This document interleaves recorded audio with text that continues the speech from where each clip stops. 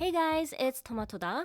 This is going to be hopefully a quick video, but if you guys saw my past Vogris video, I mentioned that the phone grips had an issue where it was wobbly, and maybe because it was wobbly, within 3 months of using it, it started to rip apart. Vogris no longer sells these phone grips, but for whatever reason your phone grip base is jacked up, you might be able to salvage it by replacing the old lid with a new base.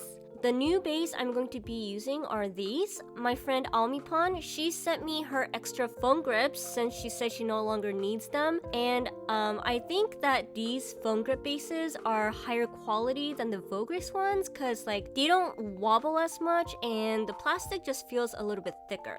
Now, I believe that having a wider gap or being more wobbly is actually not an issue as long as it works well. But it doesn't, and that's the problem. Either way, here is how I replace the base.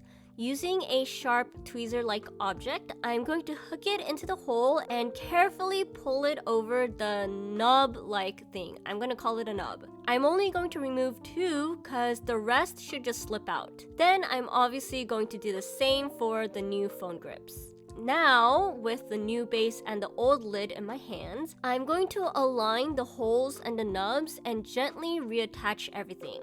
And voila, done! Very simple, right? Now, I have phone grips that won't fall apart in 3 months, and I no longer have to sell them on second sale. It does suck though that you have to buy extra phone grips to do this, and also you're left with shitty Blink phone grips now. I might make them into little figurine stands, like bobbleheads, or I have seen somebody on TikTok use phone grips as bag or lanyard hooks. Let me know if you guys have any other ideas what I can do with these crappy leftover phone grips, because I don't want to really waste them, but I can't use them as actual phone grips. So yeah, that's it. Anyways, thanks for watching. I'll see you guys next time. Bye!